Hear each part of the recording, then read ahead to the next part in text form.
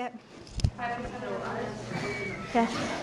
So, on Tuesday, we talked about transformational leadership, and then we watched the TED Talk with Ricardo Similar. Any other thoughts y'all had after? Like, sometimes it takes a while to process things, and I know we talked about it in class, but any of y'all talk about it with other people?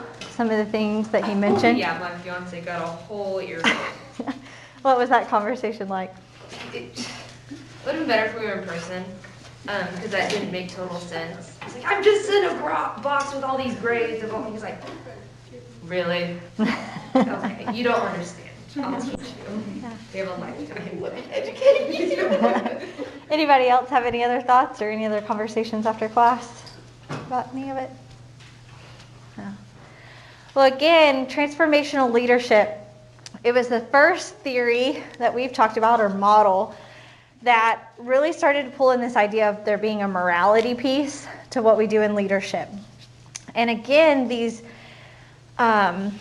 influence theories that we're talking about are a lot more about just trying to describe the process that happens and using that as a model of kind of like picking out the things that we like about it when we want to change a company's culture, an organization's culture. So we're not really telling you this is what a leader should be, these are the 5 steps, these are the different behaviors that are required, none of that. It's more just like we step in somewhere, we have kind of our transformational leadership glasses on, and that's how we see and we kind of dissect what's happening with a group of people together. We're going into another influence theory today, and it's authentic leadership. And the first thing that I want to ask y'all is, how do you describe this word authentic? Or what does that word mean to you?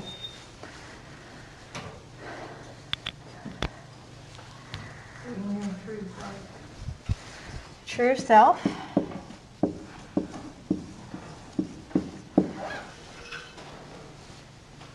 Comfortable with like who you are, or the situation.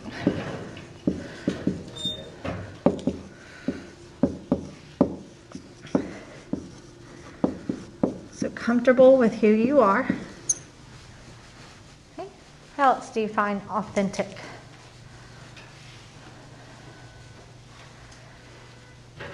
When you identify someone as authentic, what is it about them that makes you think they're an authentic person?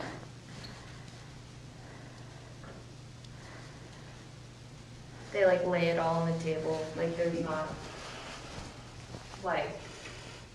They're very open. Yeah. Very open. They lay it all out on the table, the good, the bad, and the ugly. What else?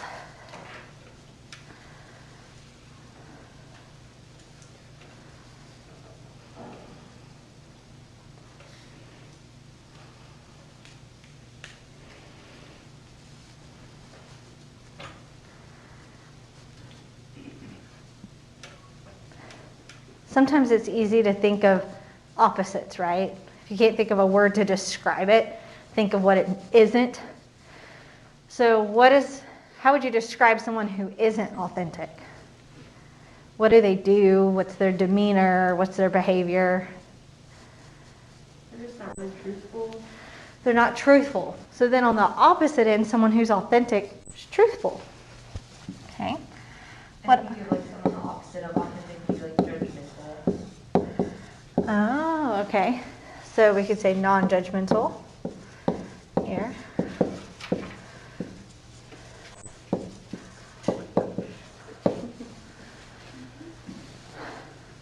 What else?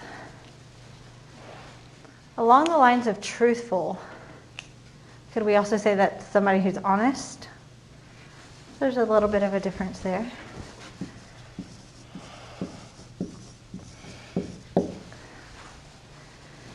Anything else? When someone's not being authentic, what are they being? Disgenuine. Disgenuine. So we want authentic people, or say authentic people are genuine. Any other ways we would describe this? Unapologetic. Unapologetic. Explain more about that. They are who they are, no matter what, and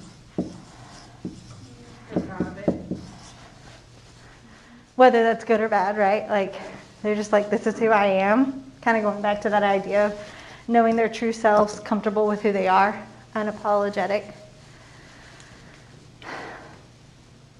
Along those lines, would y'all say an authentic person, because those things might sound a little self-seeking. Are authentic people self-seeking, or do you, again, when you're going to label someone as authentic, is there a different trait or characteristic you usually see in an authentic person? Or could it be both? I think they're like real, like they keep it real and they just go with it. Mm-hmm. Yeah, it's not necessarily about themselves or others. It's just, it is what it is, you know. Yeah. It is what it is. No. Okay. So again, authentic. This is a word that we throw around a lot. Believe it or not, when people poll our generation or your generation, my generation, millennials and Gen Zs, this tends to be one of the high traits that we say we want in a leader. So I think it's important that we think about when we use the word authentic, what are we thinking of? That way it's a good place for us to start today in talking about then what is authentic leadership when we talk about it as a theory itself. Because again, we're not, with authentic leadership, yes, we're looking some at the leader and describing who they are, but we're also looking at the process and what's happening around them. And so there's some key points from chapter 9 that I want to point out for y'all today, and then we'll do a little group activity to really hone in some of these points.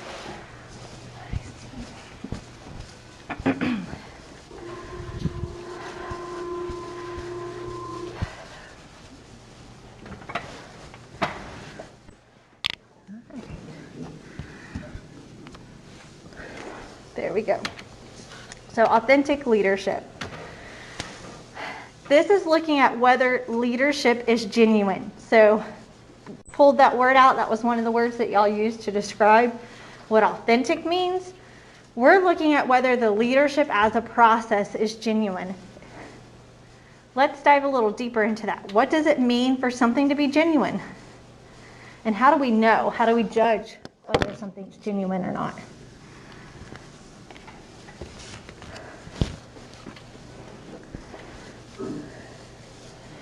How many of y'all have siblings? Okay. How many of y'all have had siblings had to apologize to you before? How do you know whether an apology is genuine or not? It never is. It never is.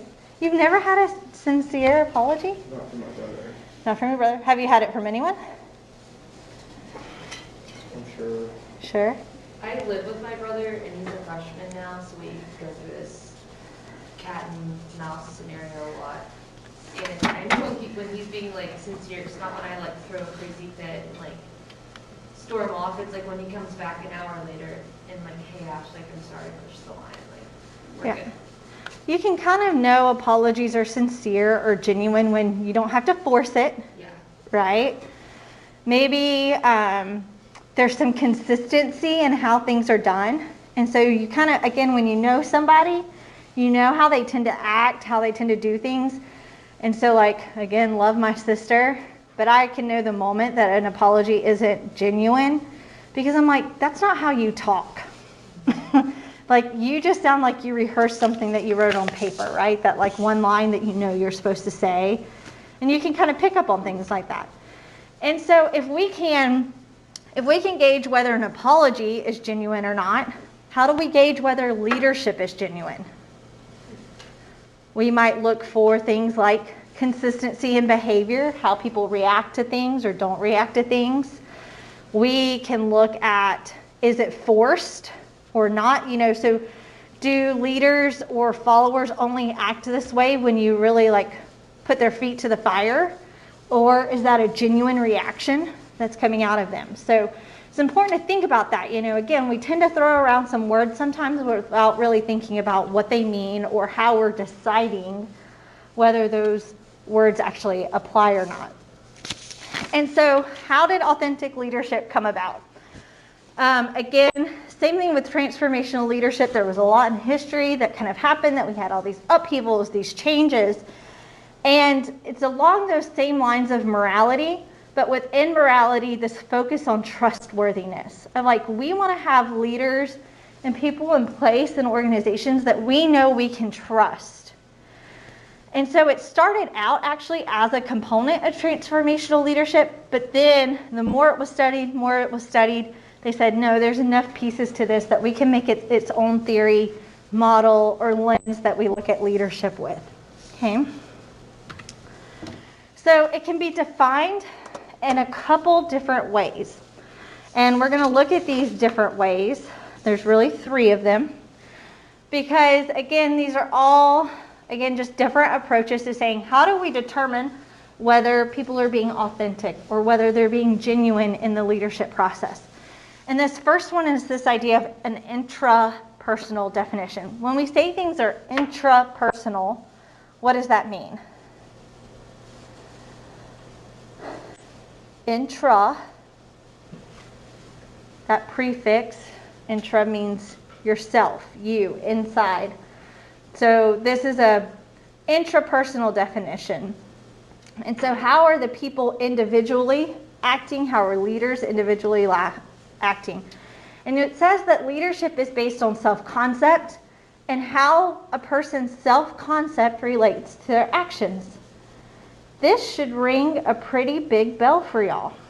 If we're talking about self-concept, so what people know about themselves, self-awareness, what other theory have we talked about where that's really, really important? And this is going way back to the beginning.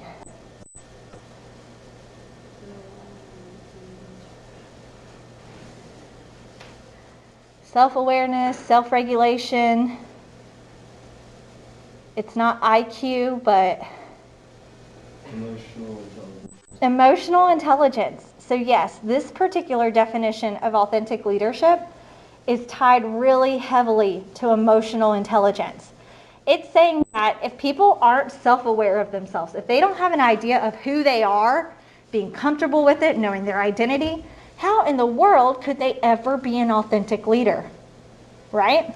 Because if you don't know who you are, then you're not going to lead in an authentic way. You're going to be leading how you think you should lead, how other people pressure you to lead, and so forth. So this is very much focused on that emotional intelligence of a leader, emotional intelligence of the followers as well. Okay. And I like where it says there, these characteristics, you can kind of see this, and that people lead from their own convictions, they're originals, they're not copies of other people. Right? So when we're only focusing on individuals, this is what we're looking for in authentic leadership. We're looking for that emotional intelligence. On the other hand, we have an interpersonal definition. And so if intra is looking at individuals or yourself, what would inter be? Outside of yourself. So a group of people, more collective definition. And so you'll see here it says that authentic leadership is created by leaders and followers together. Does this ring a bell of a former theory we've talked about? That for the first time said leadership's co-created by leaders and followers.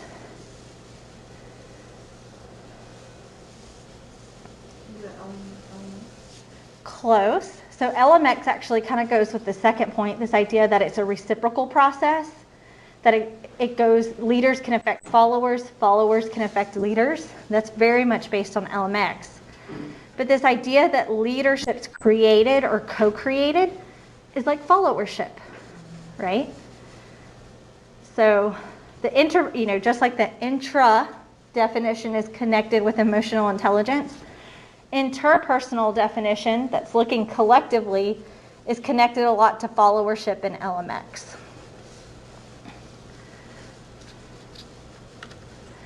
And then the third definition, because,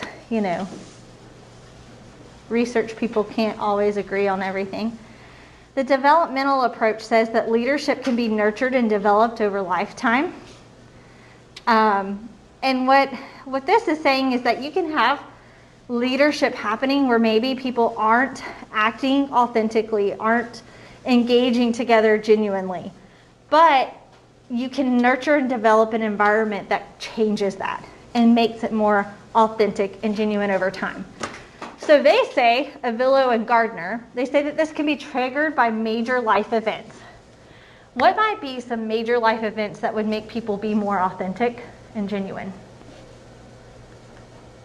Like a death of a really close loved one. Absolutely. Sometimes death and that grieving and lamenting, it can sometimes make us rethink things, what things are important. You hear, I have my own personal story. I had a friend that was murdered my freshman year of college. And it was an awful, horrendous murder on campus. That changed my life, right? Like that's a major life event for me. And I can definitely see areas in my life where like I cared what other people thought or I needed to act a certain way. That happened, I was like, life ain't worth it, right? I'm gonna be me. I'm gonna be who I think God created me to be, and I went on with my life. And so definitely death is one. What's another major life event that could make people be more authentic or genuine? Getting laid off. Or Yeah. losing like career aspirations or something. Yeah, just like hardships that you don't plan for, right? Like you just don't know, am I going to have this job forever or not? That's happened a lot during COVID. I have a friend back in Auburn. Her husband's an engineer, has worked at the same company for 20 years. And in May, he was laid off.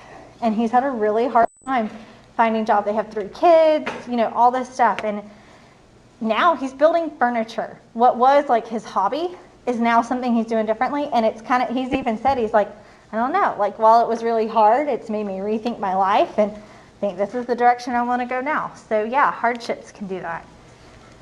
Any other major life events that can make people more authentic?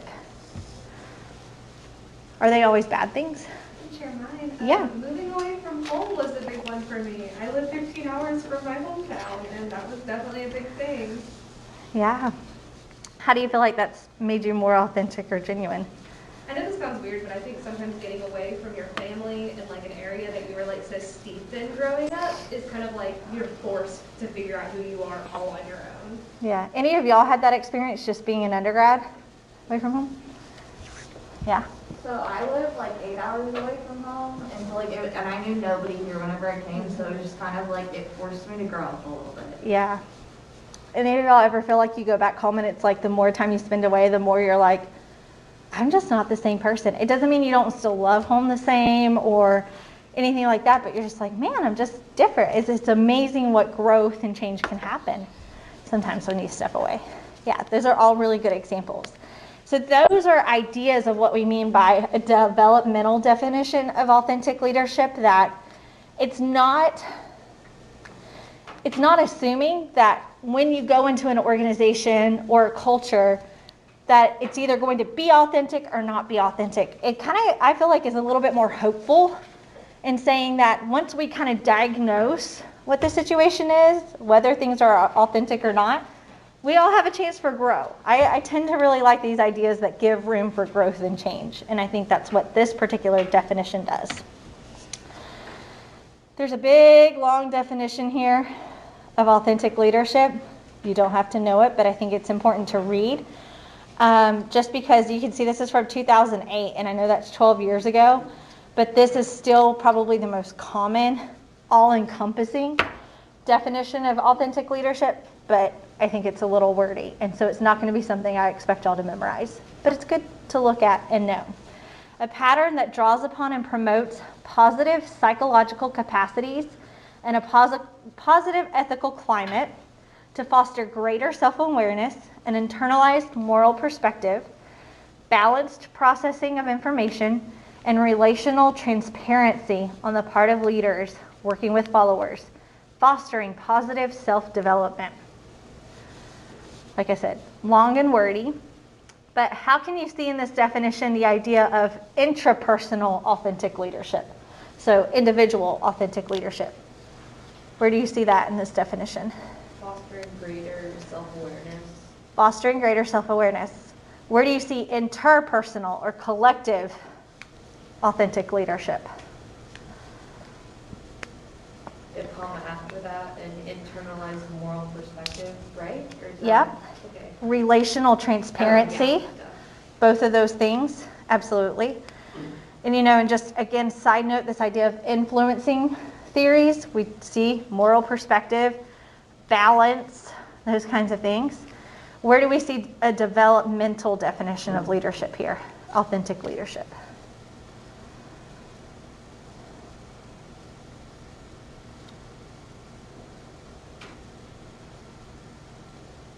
Fostering positive self-development.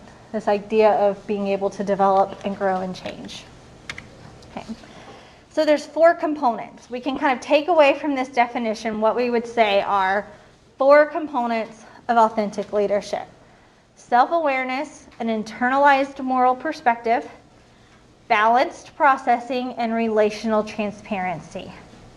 Okay, so if we were to go back to some of the words that y'all used for authentic leadership, let me just move this up real fast. Y'all have a lot of things here.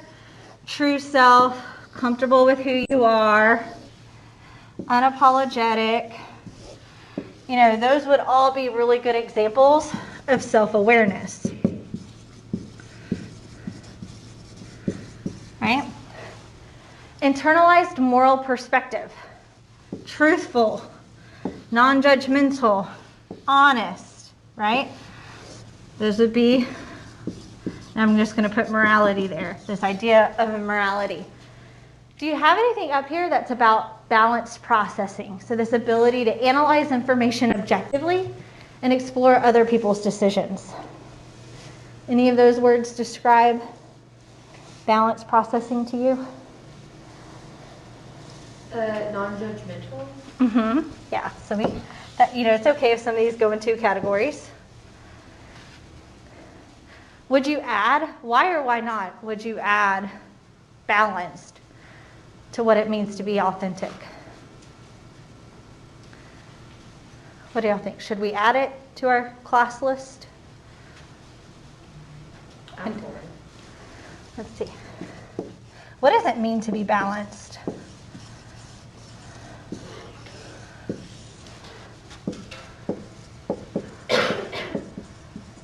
And why might that be something we want in authentic leadership? Or level-headed. Level-headed, yeah. What's the benefit to having leadership where things are looked at objectively? Do we always want people making decisions just based on their own opinions? Do we always want people, what happens when people make irrational decisions? Right? Often, again, we go back to ethics.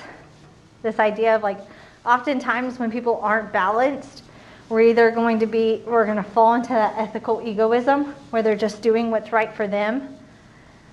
Very rarely do we fall into utilitarian or altruism, right? And so we know that having a balanced approach to things can lead to more ethical decisions being made. What about relational transparency?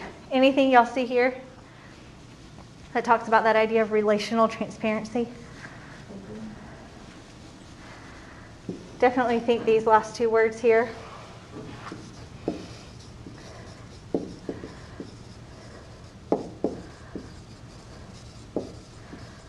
Why do you think in authentic leadership, one of the things we're looking for is for there to be this idea of transparency among people?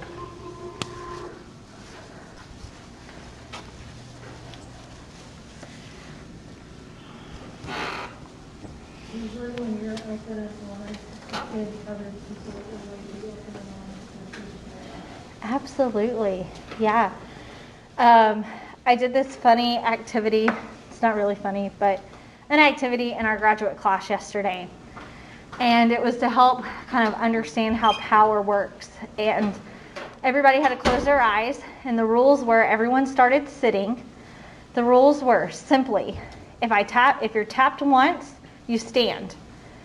if you're tapped twice, you can do whatever you want. And so in the class, I tapped some people once, so they stood up. And then 2 people I tapped them twice, so they could have done whatever they wanted. What do you think they did? They just stayed sitting.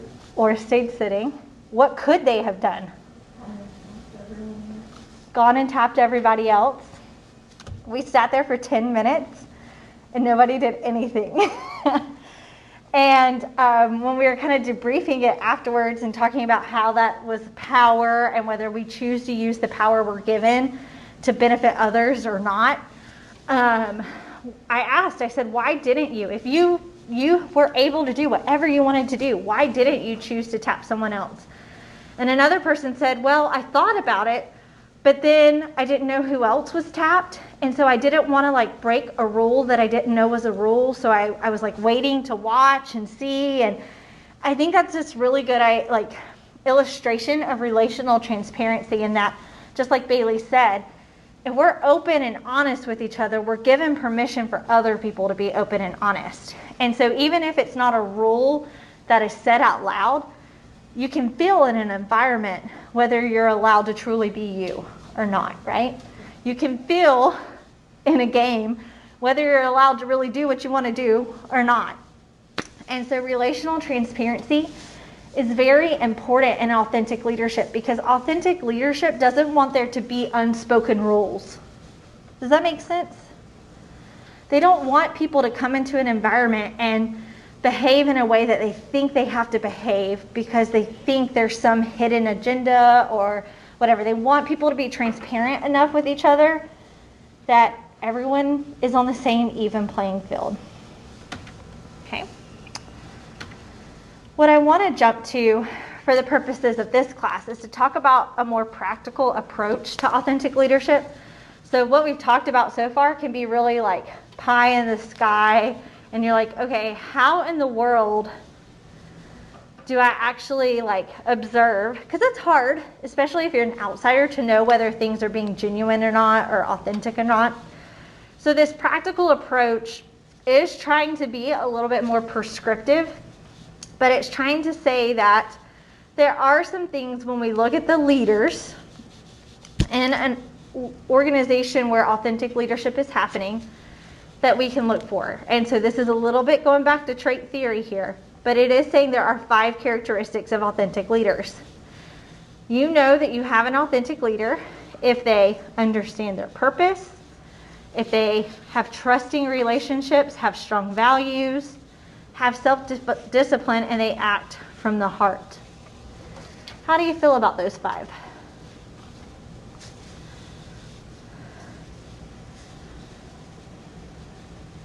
Do you think they match up, or would you add anything to them?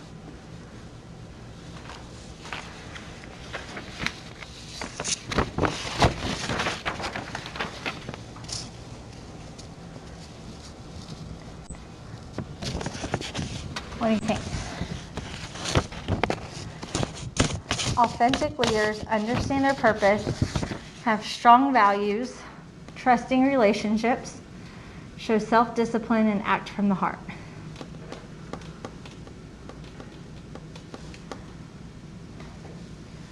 Again, thinking back to some other theories we've talked about, self-discipline, similar to self-regulation, so they have emotional intelligence, right? Trusting relationships, LMX, okay, so they probably have high quality relationships with their followers. Understanding their purpose, strong values, a little bit of transformational leadership there. What do we mean when someone acts from the heart? That, I think, is the hardest one to lay out. Motivation. Yeah, what is their motivation? Why do they do the things that they do? Right? So that can tie back to motivation there. What I'd like for y'all to do is to get into groups of 3, a triad. I was going to call y'all pairs, but that would be wrong. A triad. And once you're kind of in a group of 3, I'm going to give y'all some prompts to discuss in your little triad. Okay, so kind of semicircle up however best you can, and then I'm going to write these prompts up here on the board.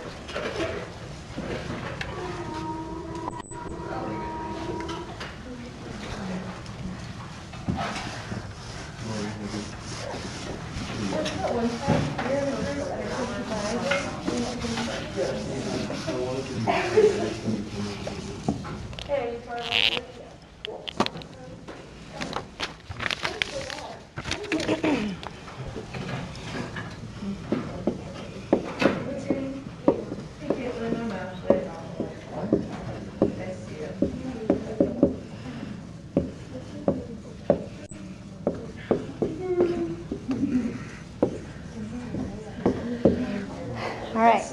So, huh? Going in with the heady stuff. Oh, yeah. So to help us have a little bit more personal connection with this idea of what the characteristics are of an authentic leader, in your triad, I'm going to give you 5 questions. I've written the first one up here, and then while y'all are discussing it, I'll write the other 4. But I first want y'all to start talking about yourselves.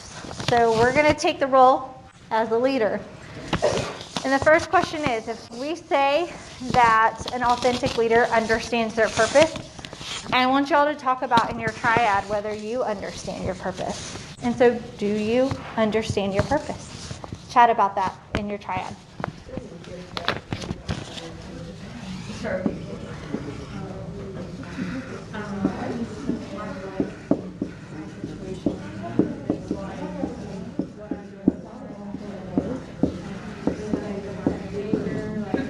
Okay, so I feel like you're still like finding yourself, and that's okay. Like you're finding that.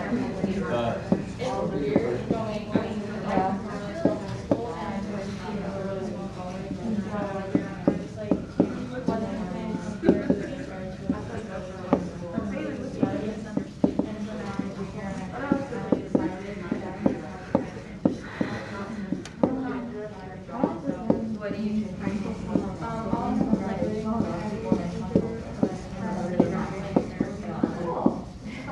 I just had It's a big difference. I mean, that's like,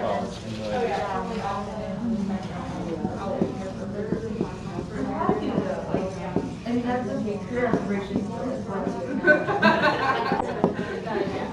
Okay.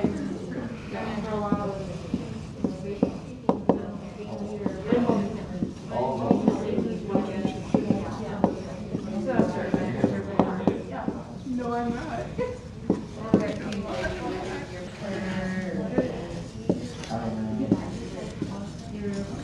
I think that's it's cool to be like true to yourself. I know. I mean, I guess it depends on the situation. I think my purpose is to like be a person that's comfortable with yourself for people in your life that don't have like a strong, weird personal stuff to be like authentic. So I just have a lot of experience in this authentic leadership. My whole college career to be an authentic. Okay, what are the key values of the I We don't don't want know. to step that question in. I don't even know where to go with that question. Like, what do you, so, I mean, I did a little bit more like a little like play identity, like, we all have like a set of standards, like, I think One of them. So like, try to be male, because that's how I sexually preference, I guess. Christian, hilarious, and outgoing.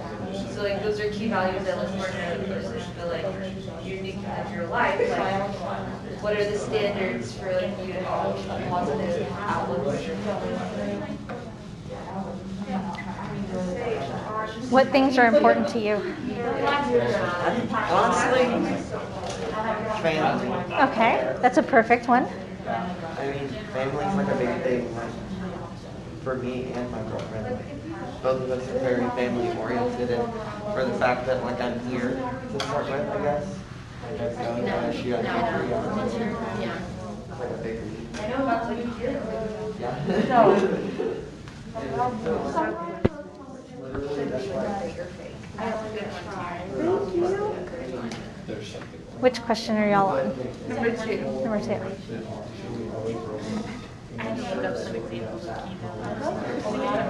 Yeah, things that are important to you. Family, friends, hard work, loyalty. Like it really Yeah, they're like my strengths. They're all so boring and like would rather just not. I think I don't have self-discipline because of that purpose like that. Did you say you don't have self-discipline? Why not? I could say no to so many things, but I know I'm, like for like stuff on campus or like in my fraternity, like I know I don't have time for it, but I know I would be good for it, and I know what I'm like doing, and I can do better than other people. And that unfulfilled potential makes me not have self-discipline because I give all my time to it. Yeah. I had someone tell me in my first job, because I'm a yes person like that too, and they told me, and granted I worked at a Christian university, so it comes from this perspective, but that we feel sometimes, we get caught up in the calling, that sometimes we forget that maybe our no is God's opportunity for somebody to say yes. And so sometimes, and like that really stuck with me, that sometimes I realize if I'm always saying yes to things, I'm never giving other people the opportunity to say yes. And thought about like, man, how am I cultivating other people's potential when I'm hogging up all the opportunities? And that really, I mean, when I have to sit now and weigh things of like, do I really want to do this or no? Like, I don't have to feel guilty anymore about saying no, because there's someone else is going to be there that might want to say yes. So, I don't know. I don't know if that's helpful or not. No, that's but, really helpful. I mean, I love my family. yeah. Like my nature family, but like stuff like family, like I'm not growing this not as much. I really do try. So I think the way that I look at it, I don't make relationships. Like, I do, and like I will do like build a relationship with you. Just so it will keep following me. But like, I'm not gonna like keep there as a I need to remember to stop it. Make sure like this relationship or whatever it may be is gonna work. But I'm not into like That would be stupid. building one for yourself, taking care of it, like being the only one putting effort into it. I know that the first time I ever said no. I think if it's one like that, hold on, sorry. Like people are gonna come into your life I was just like, nope. and they're gonna leave, but like the ones that are meaningful and actually like have purpose or whatever are gonna stay. I guess now that I've like reflected from like a leadership standpoint, I guess like in like a leader follower situation, like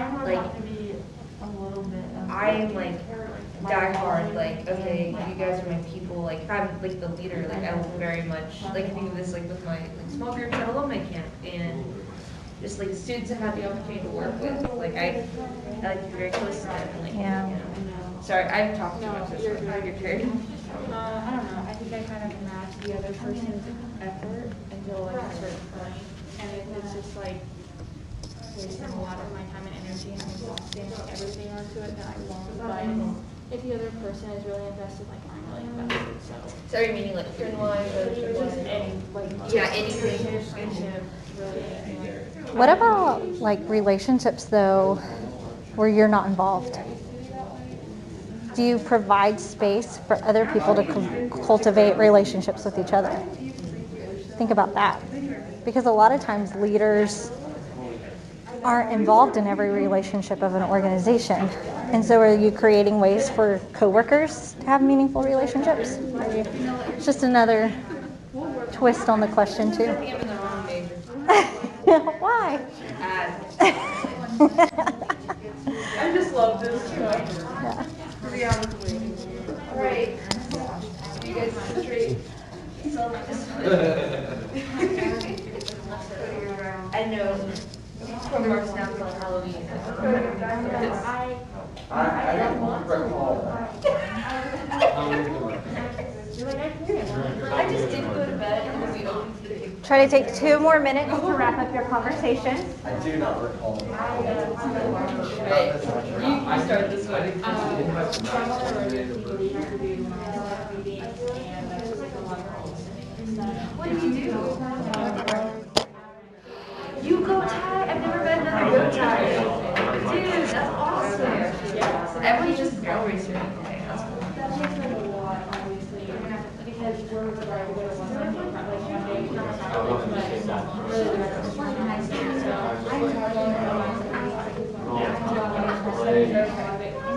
time, so I would say our main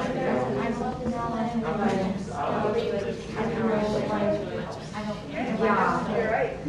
That's really cool that they do that for you guys. I think if any of frustrating sports, that's so important to get lost in it.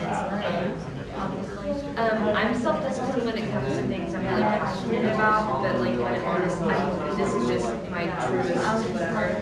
When it comes to like schoolwork, making it on time at 8 a.m. or trying to get that lesson plan on time. I don't know, it just doesn't apply because to me it doesn't feel real yet. Like if it's for like my students, they're like, are your aspirations feels different? And I know it probably doesn't like probably translate well for like those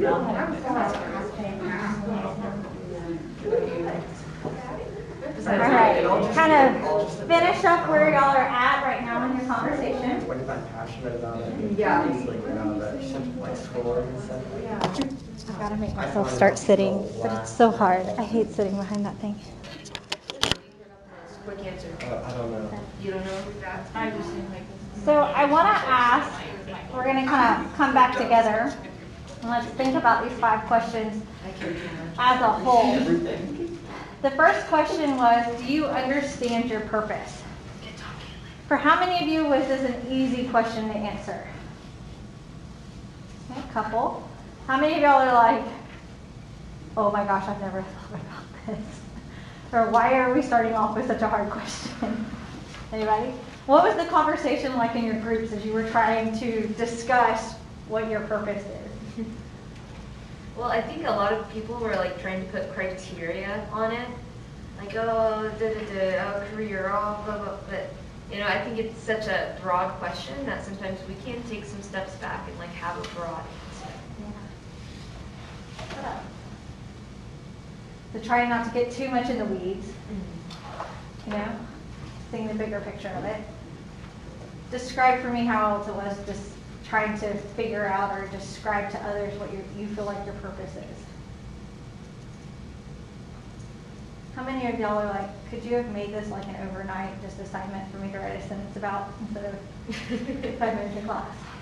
You know, I think just having that conversation on the first question, I think should give us this idea that, again, and the reason why I lean towards the developmental definition of authentic leadership is that I don't think it's something that we can just rattle off the cuff. We've got to take time to think about it. How many leaders do you think sit and take time to think about what their purpose is? Or do they just get thrown into leadership positions? Like they didn't even, like they end up CEO or branch manager just as a result of kind of life happening versus really thinking about what they feel like their purpose is. We, in our 2303 class, we talk about this as this idea of drift and clarity. Do you think people are in situations where they're leading perhaps in a way that's counter to maybe what they feel like their internal purpose is? Oh yeah, it happens a lot.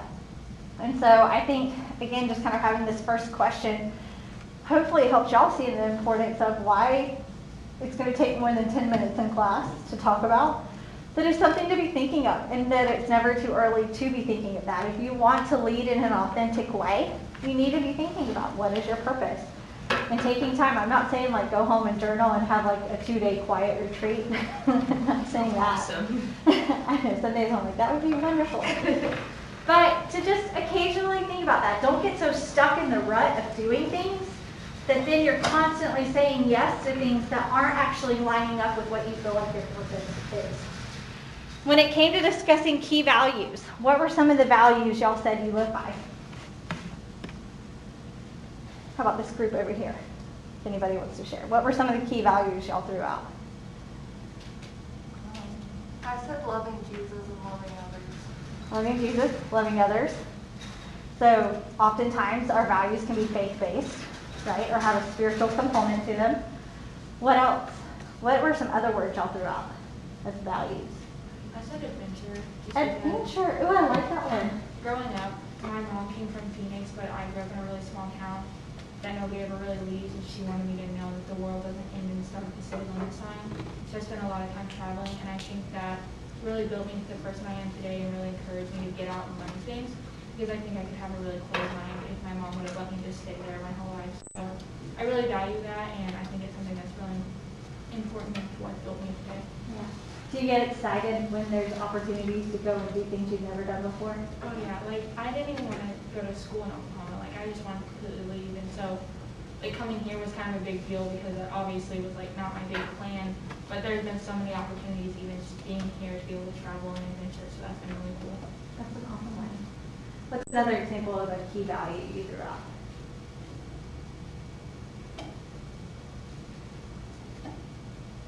Anybody say family? Friends? Right? Relationships as a whole. Relationships in general? Absolutely. What determines our key values? Nature and nurture. Nature and nurture. Yeah, so some of it are just things that innately we tend to value. When we say we value something, that means we think it's important, we prioritize it. And those things help guide the decisions that we make. And so they're based off of our beliefs, right? Our attitude towards things. So that's more the nurture side. What do we learn as we grow up to believe in, to put stock into those types of things? And so I think values, an important thing to remember about them, your values are not going to be the same as someone else's values. Everybody has a set of beliefs and attitudes and things that they think are important to them. So you'll hear a lot of people say, well, they just don't value anything. It's kind of like motivation. There's no such thing as not valuing anything. Just their values are different than your values, right? And so I think, too, that helps with authentic leadership to take a step back and say, you know, if I want my values to be respected, it also requires me to respect others. I think that ties into that idea of relational transparency and being honest there. 3 asked, do you cultivate meaningful relationships? What was that conversation like in your triads? It was loaded because, like, a lot of us, like, we don't want to be sucked into, like, a toxic friendship or anything like that. So, like, we talked about, like, removing ourselves from, like, situations that we don't feel, like, comfortable in. But also, like, I brought in the component of, like, oh, wait, what about, like, in the leadership follower, like, relationship? Like, I feel like I'm really, like, gung-ho on, like, trying to cultivate that. So, I don't know. I think it's a loaded question, like, along those. What do we mean by meaningful relationship? Are we saying that everyone has to be like super tight knit? What does it mean? How do you describe meaningful relationship? Again, it might be different for different people. Fostering an environment where people feel comfortable to be themselves. Where people can be themselves. You know, for me personally, a meaningful relationship doesn't mean it's somebody I talk to every day. Doesn't mean that I know everything about their life, but it's like someone that I know if they're in a pinch or I'm in a pinch, we'll be there for each other.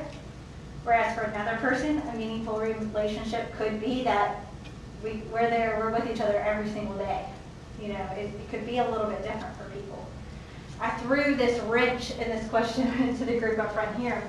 How many of y'all focused on talking about your relationship with other people or other people's relationship with you? Was that kind of the focus of it?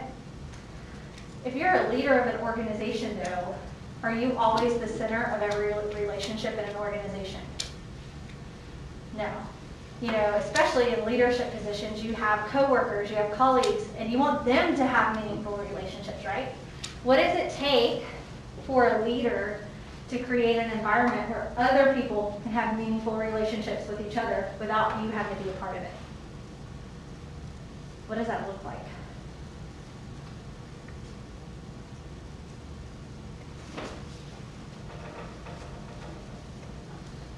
I would lead a switch group at church, and it's a youth group, and I have seventh and eighth grade girls. And what I try to do is just like let them like get to know each other, and not me always talking to them. Just allow them like a safe place to share. Because like last night, they just got to where they started sharing things and have like advice for each other, and I just like sat back and watched it. And so it's really cool to like see that, and but just like allow them to get to know each other, and like let them know that they, even though they are 7th and 8th graders, or they are the followers in that sense, that they still have like advice that they can share and like give good advice to their peers. Yeah, that's a fantastic example. And they're not having to rely on you for that leadership, right? Like if you decided you didn't feel good one Wednesday night, you'd hope they'd still get together. Yeah. Right?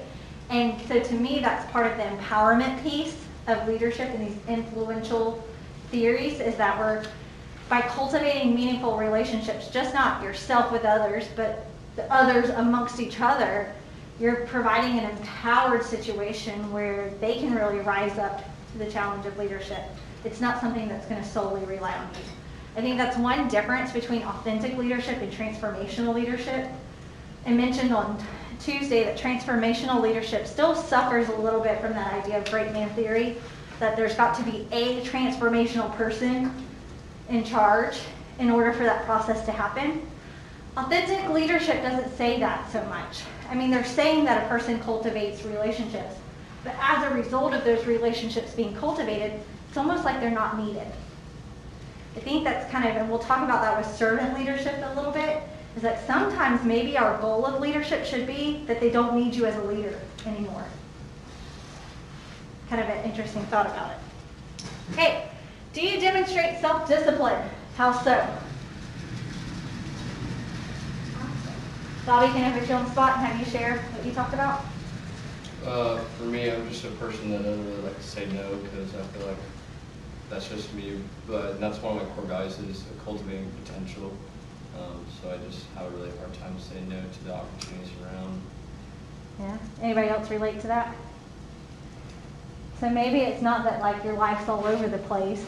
Maybe you're pretty structured, but that self-discipline and knowing when to say yes, when to say no doesn't happen. How else did y'all talk about self-discipline?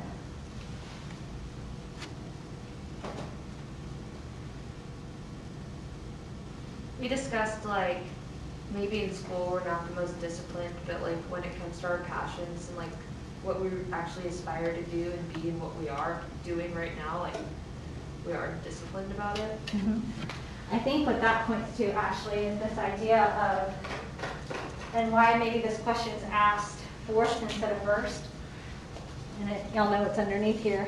But if you know your purpose, sometimes it's a little bit easier to be self-disciplined, right? And so when we haven't really taken the time to think through that first question, sometimes that's where things can get a little array and what we're choosing to say yes or no to, or choosing simply to prioritize. And I like that example of school, and that I think sometimes y'all are pressured that school's got to be the number one thing in your life. And y'all, we are human beings. We are more complex than that. And there's stuff going on, right? And maybe for you, you know, yeah, school education is a value. It's important. But when you look at what your overall purpose is, it's not your end all be all, right? So that's okay. And I think that when you understand how those things connect to each other, it makes it a little bit easier to like swallow and deal with the decisions and choices you've made and not have to compare yourself to other people. Comparison's the thief of joy, and I think sometimes that comparison starts happening when we don't know our purpose and we don't have that self-discipline because we're not just comfortable in who we are authentically at the moment. Last, what do you care about the most? So this idea of being on mission, of acting from the heart, it's all about caring. What are the things that you care about the most? So when you thought about your purpose, you thought about your values, you thought about if you're self-disciplined or not. What ultimately to y'all did y'all say you care about the most? Anybody in here say your GPA? Just ask. No. And it shouldn't be the thing you care about the most. Okay? What do you care about the most? I'm not telling y'all to fail all your classes. Don't take it that way. But let's keep things in their rightful perspective. What do you care about the most? I set the goals I set. So I'm on the radio team, we have to do mindset meetings, and that's really just like a lot of goal setting.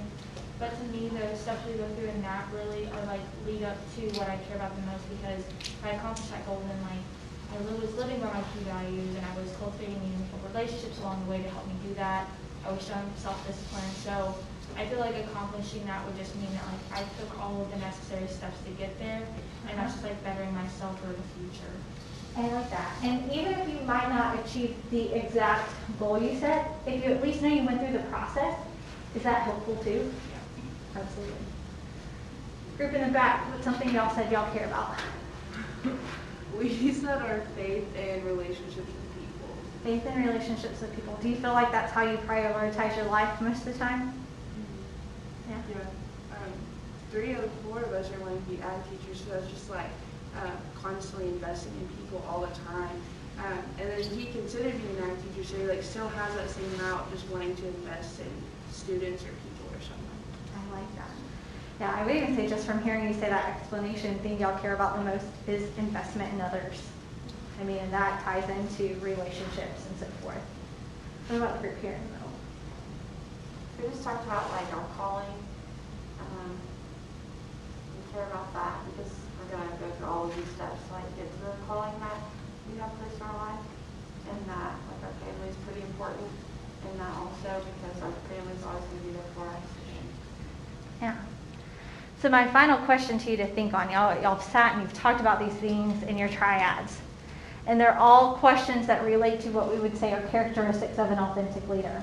I'm not asking you to decide today whether you think you're authentic or not. Again, I'm of the developmental approach that this is something that can constantly be growing and changing. But how, for you personally, thinking about these things, how do you think it might influence your future leadership? Times when you are a leader. And perhaps would you have thought about them before?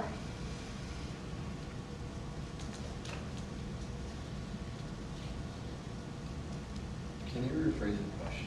Rephrase it. So talking about these 5 characteristics and kind of personalizing it to yourself, how do you think this may impact or influence how you choose to lead in the future? Do you think it's worth thinking about these things? And do you see where it's going to perhaps change behavior or how you lead in the future? Or do you say like, no, this is kind of a waste of time and I don't really think it matters? What do y'all think?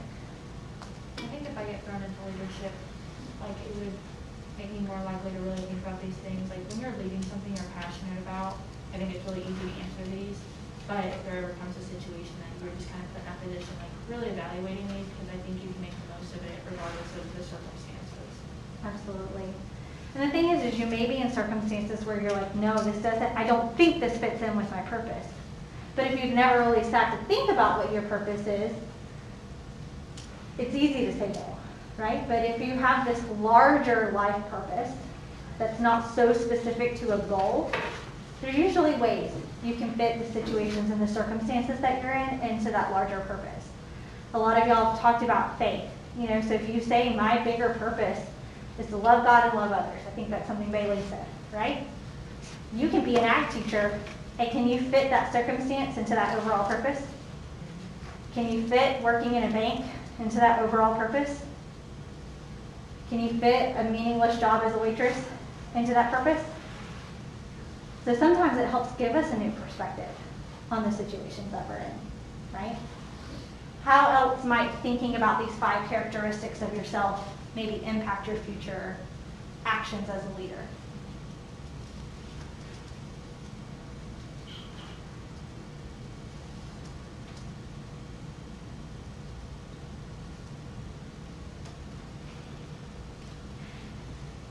Does it? For myself, I feel like I just go with the same principles that I still think about today, because like it's been my basis for years, and I feel like it's a pretty good one. Yeah. And so I just think thinking about them more though, and seeing like different ways I can impact people within my boundaries, I think that's how I think about it. Absolutely. You know, for me personally, the one I struggle with the most and I just know it about myself. It's cultivating meaningful relationships in whatever capacity that may be. And so for me, if I say authentic leadership is something I want to aspire to, I want the things that I'm a part of to feel authentic, then I know for me personally, because I'm task-oriented, all of those things, I've got to work a little bit more at that. And so, again, the awareness of knowing this about myself and having thought about it, I can alter the things I do a little bit to cultivate more of an authentic environment around me. Does that make sense? So it's okay if you're like, well, I don't really know what I value yet. Like maybe the other questions were easy for you. Then you know that when you are in situations of leading, you may need to think about those things that you value a little bit more. I refer back a little bit to our 2303 class, but the reason is that our AGLE leadership program, so our whole major, the courses that we teach, everything, we actually base our program off of authentic leadership. And we talk about authentic leadership a little bit in our 2303 class. And what I tell students is like, all of this said, for me, you can kind of boil down authentic leadership into a simple equation.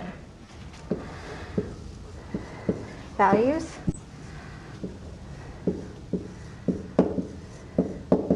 and you could take vision and you could say purpose equal behavior. So your values, when multiplied by your purpose or your vision, should equal what you do. There should be alignment, congruency. We kind of call that this center part here congruency. And ultimately, in the courses that we teach, we hope that students, when they graduate, are in work environments, in relationships with other people, where the things they say that are important to them, the things that they say are their purpose, align with how they're acting and the things that they're doing. We want to see that our students are graduating as authentic individuals. So I think that's a good way to kind of sum up all of these characteristics of authentic leadership, is that if you can look at an organization or look at an individual and say, yeah, they say this is important to them, they say this is what their mission is, what their purpose is, and then they're acting, they're doing things that line up with that, you've got an authentic organization or an authentic individual. Can you think of times when those things don't line up? You ever had somebody tell you, family is so important to me, I value family above everything else, but then they never spend time with their family. They never make time to go see their grandparents. They never talk to their parents on the phone. To be honest with y'all, when I list out my top 5 core values, for me personally, family is usually not in those top 5 for me. Now for my immediate family, yes. My extended family, not so much. And there's a lot of reasons for that. Is that okay? Yes. But what I realized is I felt like saying family was like top for me. I felt pressure to say that. I thought that was something you just had to, that if I didn't say it, people were going to think I was mean, right? But the older I've gotten, I'm like, no, I want to be more true to myself and be more honest. And let's just put it out there on the table. This is what happens, right? And everyone's family situation is different that may lead to those things. Can you think of any other time, maybe in your own life, or again, maybe you've observed it in someone else's, where it seems like their values, their purpose or vision doesn't quite match up with what they actually do?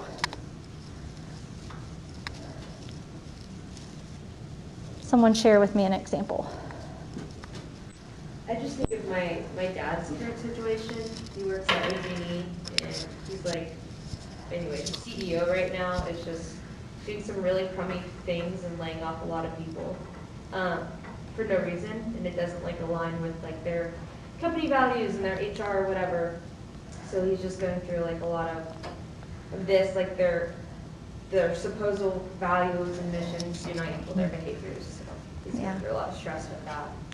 That's a good example of like organizational culture and whether an organization is authentic or not. You know, we've seen this shift. We talked about it a little bit with Whole Foods, but a lot of organizations would say, we value our community, but then nobody was really doing anything directly to benefit their community. And so then you have companies like Whole Foods that was like, If we say we value service, if we say we value community, take a day of work paid to volunteer.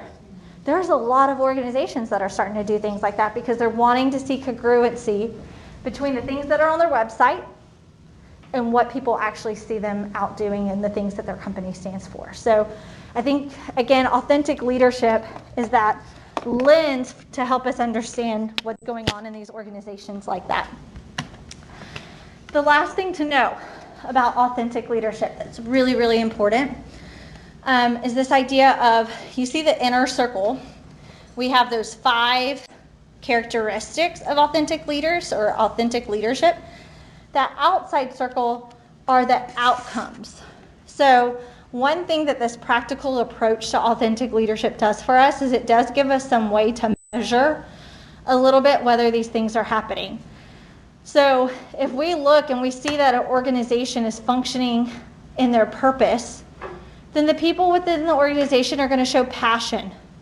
So y'all even mentioned that a little bit. As you talked about what your purpose is, you're like, well, it's what I'm passionate about. And so purpose, knowing your purpose is going to result in you having passion for it. Knowing your values, again, this idea of congruence in behavior is going to influence how you act, your behavior, the things that you do. And so you can measure someone or an organization's authenticity by saying, what did they say their values are, and does that match up with the behaviors that you see? Then we have relationships, okay? So if you have meaningful relationships that are being cultivated, then within an organization or between individuals, there's going to be a sense of connectedness. Self-discipline. When you are self-disciplined, when you have self-awareness, when you self-regulate, so that emotional intelligence, it's going to lead to consistency. How many of y'all say, I would like some more consistency in my life? Big time, okay? And so again, self-discipline. And to me, that consistency really falls into all the other pieces. Consistency in our relationships, consistency in our behavior, consistency with the things that we care about. This last one, heart. So acting with heart or being on mission. How does that lead to an outcome of compassion?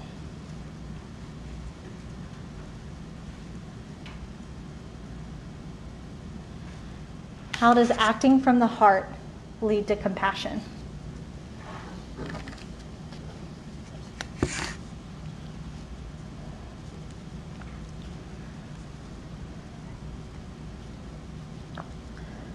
First off, what is compassion?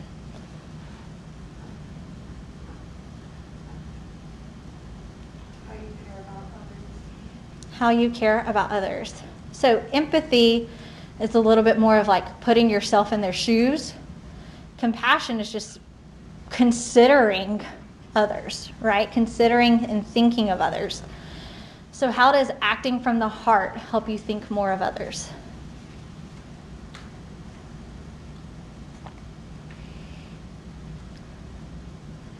When you focus on the things that you care about, how does that help you think of others more? I think it's important to love people and love people well, and you can't be a good leader or a person. I feel like if you're not willing to see how other people are feeling, like if you're a CEO of a company or a manager and you're just like, keep doing these things, but you aren't seeing how their home life is or how they're feeling on a certain day, or your friendships, if you're just like, oh, they hate me today, but it might be because they have an underlying factor of it, and if you're not asking them how they're doing, or really trying to see the heart of it all, you're not going to be compassionate. Right. You know, I like too, the group in the back, you said things that we care about, and you talked about your faith and about investing in students. So this idea of investing in others. Oftentimes, the things that we care about involve other people, or sometimes are solely focused on other people if we really think about it, right? And so just by virtue of that, by acting on mission, acting with heart, you start to develop compassion. You're thinking of others and what their needs and wants might be. And you can include yourself in that. Can you have more compassion for yourself? Yes. Yes. A firm yes to that, okay? So that's how that outcome can be there. This is an important chart to know, so put a star beside it. Make sure y'all understand, what these 5 characteristics are and the outcomes that they lead to. I'll go ahead and tell you now, there's sometimes when it comes to exam time or quiz time, I see some easy confusion. People will swap passion and compassion with the wrong things. Can you see how that happens? They'll swap consistency and behavior. Okay? So again, try to think through, go back to this lecture and think back through how those outcomes are connected to the specific characteristic. And again, come up with kind of your own examples so that you can remember how those things are connected. Overall, what do you think of authentic leadership as a lens to look at the leadership process? Do you like it more or like it less than transformational leadership?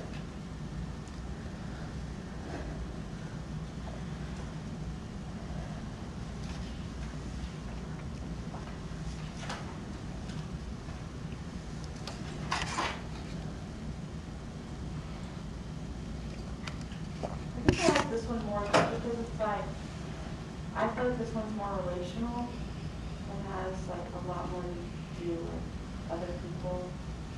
It's kind of like we were talking about when we were empowering other people, and like there doesn't have to just be one person. Absolutely. So it still has the morals and the ethics involved in it, right? But yeah, it puts more emphasis on relationship than it does on just a transformational individual. Anybody say that they like transformational better? I still like the transformational. I feel like I need to still understand more about both to like really make a final call. But Yeah. Well, kind of be, that's one thing I'd encourage y'all to do in your notes as we're studying these particular types of theories, because they're not so prescriptive. It's going to be more of like, which one do you see yourself ascribing to more as a person? And so be kind of like building that pro-con comparison chart between the two, just so you can get an idea. Wait till we talk about servant leadership next week, and you may change your answer once we talk about that one. So that's where we'll start off on Tuesday, and I hope y'all have a good weekend. See y'all then.